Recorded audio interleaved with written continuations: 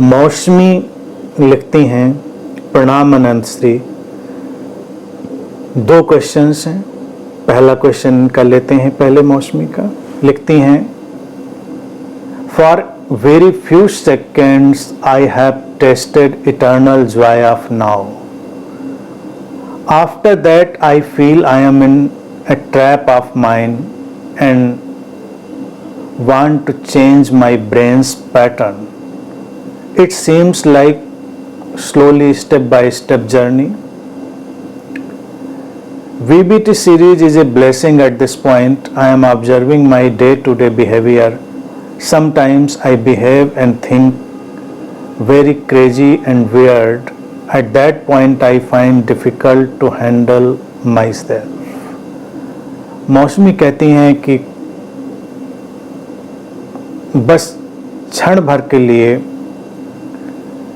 जो शाश्वत वर्तमान है उसका एक आनंद जीवन में घटा और उसके बाद लगता है ऐसा जैसे कि अपने मन के किसी पैटर्न का शिकार हो गई हूँ और मैं उसे बदलना चाहती हूँ। ये एक कदम दर कदम यात्रा लगती है और विज्ञान भैरव तंत्र की श्रृंखला इस समय एक आशीष की तरह है। अपने दैनिक जीवन को ठीक से मैं देख रही हूँ और कभी कभी बहुत ही विचित्र ढंग से व्यवहार होता है, तो उस समय अपने आप को हैंडल करना थोड़ा मुश्किल लगता है। मौसमी, वर्तमान में तो हम हमेशा हैं, लेकिन इंसान की जो दुविधा है और विरोधाभास भी है ये जीवन का कि कभी कभी किसी को उसका एहसास होता है, नहीं तो लोग एक अचेतनता में, एक बेहोशी में गुजरते चले जाते हैं। तुम्हें हुआ, अच्छा है, तुमने उस इटर्नल जॉय को, शाश्वत आनंद को महसूस किया, ये बहुत अच्छा है। अब उसके बाद तुमको लगता है कि जैसे तुम अपने ही किसी ट्रैप में हो और अपने मस्तिष्क को बदलना चाहती हो। तो एक बार जब हम देख लेते हैं उस मुक्ति की यात्रा को, जो हमारे अंदर वो इटर्नल फ्रीडम है, तभी हमको दिखता है कि हम किस ट्रैप में, हम कैसे बंधनों में, कैसे अजीबोगरीब, कई बार बाहर से निर्मित, कई बार स्वनिर्मित बंधनों में हम पड़े हुए हैं। ये तभी दिखता है। और तुमने ये भी लिखा कि ये एक स्टेप बाय स्टेप जर्नी लगती है। तो कई बार जब हमारे अंदर इंसाइट आती है तो वो हमको अपने आप गाइड भी करती है। निश्चित ही एक एक कदम चलकर ही आगे जाया जाता है।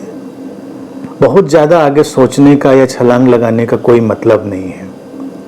एक एक कदम चलो, एक एक कदम चलने से ही रास्ता खुलेगा, प्रकट होगा, रिवील होगा। जो पाथ है उसका रिवोल्यूशन होता है एक एक कदम से। विज्ञान भैरव तंत्र के सूत्र निश्चित ही बहुत कारगर हैं, बहुत सहयोगी हैं जीवन को सरलता से, सहजता से समझ पाने के लिए। तो इस समय हम लोग उनके साथ चल रहे हैं, तो ये सभी के लिए बड़ा ही अच्छा है। और जो तुम्हें लगता है कि कभी कभी बहुत ही क्रेजी और वियर्ड बिहेवियर आता है, तो आता है, उसकी इतनी चिंता मत करो। कभी कभी आता है ना, ऑल द टाइम हो जाए तो चिंता की बात है, बहुत लंबे लंबे टाइम तक रहे तो चिंता की बात है। कभी कभी शरीर अपने को और मन भी अपने आप को एडजस्ट करता है। अब ये सबके जीवन में एडजस्टमेंट अलग अलग तरह से होता है, किसी के लिए एक सेट पैटर्न नहीं। जैसे हमारी बहुत सारी जो बॉडी माइंड की एक्टिविटी हैं, उनके लिए कोई बिल्कुल सेट नॉर्म नहीं बनता कि ऐसे ही सबके साथ होगा। तो ऐसे ही बहुत सारा इंटरनल सिस्टम, या कहें जो रिपेयरिंग का सिस्टम है हमारा, वो अपना काम करता है। तो उसमें लगता है कि कुछ ऐसा है जो हमारे हाथ से बाहर है, हम उसको कंट्रोल नहीं कर पा रहे हैं, हम एक अनियंत्रित अनकंट्रोल्ड जैसा कोई पैटर्न हमारे अंदर से निकल रहा है, इसीलिए तुमने लिखा है उस समय अपने को हैंडल करना मुश्किल लगता है। तो उसमें करें क्या? तो उस समय अपने को हैंडल ना करें। जैसा कि तुमने लिखा कि अपने दैनिक जीवन को सचेतन होकर ऑब्जर्व कर रहे हैं, तो उस क्रेजी और वियर्ड पैटर्न को भी कॉन्शियसली ऑब्जर्व करो, वो गुजर जाएगा।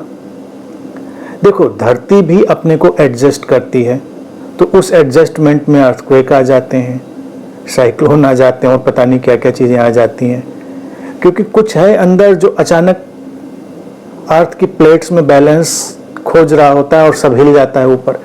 ऊपर वालों के लिए तबाही है, प्लेनेट के लिए एडजस्टमेंट है। तो ऐसे ही कुछ चीज़ें जो हमारे इनर सिस्टम में एडजस्टमेंट की तरह होती हैं, वो हमारे आउटर सिस्टम में अर्थक्वेक की तरह होती हैं। लगता है जैसे सब तितर बितर हो रहा है, तहस नहस हो रहा है, लेकिन वो ज़्यादा देर नहीं रहेगा, वो जल्दी ही चला जाएगा। जैसे अर्थक्वेक के एग्जाम्पल में देखिए, वो थोड़ी देर का होता है, फ्यू सेकेंड्स का, लेकिन उतनी देर में ही बाहर वालों के ऊपर तो बहुत उथल पुथल बीत जाती है। तो ऐसे ही हमारे अंदर कई बार अचानक क्षण भर के लिए ही सही कुछ चीज़ें समायोजित हो रही होती हैं, एडजस्ट हो रही होती हैं। हाँ, डिस्ट्रक्टिव बिहेवियर भी आता है, क्योंकि डिस्ट्रक्शन और कंस्ट्रक्शन ये जो है हमारा एक नेचर है। हम अपने विकसित होने के साथ में ये सीखते हैं कि अपने डिस्ट्रक्टिव बिहेवियर से हम धीरे धीरे अलग होते हैं और कंस्ट्रक्टिव बिहेवियर के साथ हम आगे चलते हैं। यही इवोल्यूशन है। लेकिन वो सबके अंदर सोया पड़ा है, सबके अंदर वो क्रेजी और वियर्ड जो पार्ट है वो छुपा पड़ा है। वो आएगा और जाएगा, बस उसमें जजमेंटल मत हो, अपने आप को तय मत करो कि अच्छा है बुरा है, सही है गलत है, होना चाहिए नहीं होना चाहिए, कुछ भी तय मत करो। चुनाव रहित चॉइसलेस रहो, नॉन जजमेंटल रहो और डिटैच्ड ऑब्जर्वर रहो, तटस्थ दृष्टा रहो, वो गुजरेगा। कभी कभी क्या होता है, हम लोगों के शरीर में बहुत सारी चीज़ें हैं और प्रकृति ने ऐसा रचा है, खास तौर से स्त्रियों के शरीर में वो ज़्यादा विजिबल दिखता है। हमारे हार्मोन्स का अप एंड डाउन होना, उनकी कॉकटेल बनना, मिक्सचर बनना, अंदर जो तमाम तरह के हार्मोन हैं वो उनकी कई बार अपनी अपनी जिसको कहते हैं ना बैठकी होती है, चौपाल टाइप की, तो वो कई इनर गॉसिपिंग है, तो कुछ कम ज़्यादा हो जाते हैं, कुछ इधर उधर मिक्स हो जाते हैं, तो भी इंसान के अंदर बहुत सारा क्रेजी बिहेवियर का अप एंड डाउन होता है। लेकिन वो आते हैं चले जाते हैं। जैसे आप बैठकर परमानेंट गपशप नहीं कर सकते, थोड़ी देर हुआ, चाय की दुकान, पान की दुकान, चौपाल और निकल गए लोग। तो ऐसे ही बॉडी में कभी कभी बहुत सारे कारणों से बहुत सारे कारण होते हैं उसके, इसलिए कोई कारण कोट करना उचित नहीं है। कुल मिलाकर एक ही शब्द देखा जाए, एडजस्टमेंट, समायोजन। तो वो जो केमिकल सारा उठापटक होती है, उससे भी हमारे अंदर वो बिहेवियर का पैटर्न आता है, लेकिन वो आता है और चला जाता है, ज़्यादा देर नहीं रहता। तो इसलिए ऐसे आने वाले पैटर्न्स को बहुत ध्यान नहीं देना है। अच्छा, वो लोग बड़े फॉर्चुनेट होते हैं, सौभाग्यशाली होते हैं, जिनको कोई ऐसा मित्र, ऐसा परिवारजन, ऐसा कोई प्रियजन भी मिल गया हो, जब वो उसके सामने हो तो वो भी उनको वैसे ही एक्सेप्ट कर ले और कोई जजमेंट, कोई निर्णय, कोई उनके ऊपर अपना विचार आरोपित ना करे।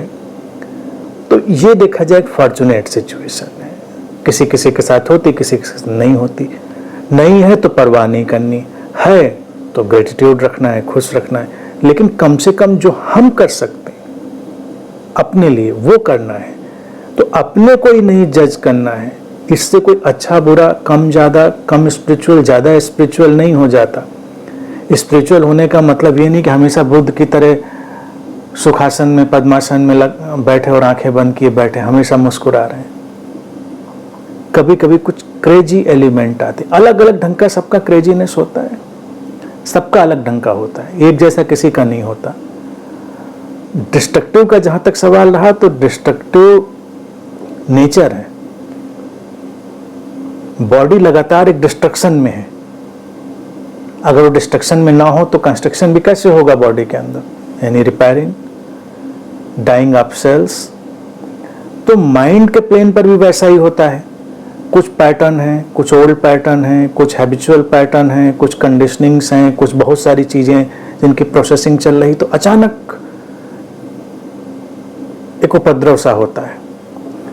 जो लोग कॉन्शियस जर्नी में हैं उनके साथ मेंटल प्लेन पर ये ज्यादा होता है, फिजिकल प्लेन पे सभी के साथ होता है। मेंटल प्लेन पर जो लोग कॉन्शियस जर्नी में जाने लगते हैं उनके साथ ज्यादा होने लगता है, क्योंकि फिर वो प्रोसेसिंग और फास्ट हो जाती है, तो वहां पर ये सब चीजें आती हैं। तो उस फेज से, वो जो छोटा सा फेज होता है उससे विचलित नहीं होना चाहिए, बस इतना ही इसमें करना है, और कुछ करना नहीं, हैंडल वैंडल नहीं करना है इसको। Detached observer, at that time simply remain detached observer, बस इससे ज्यादा कुछ नहीं करना है।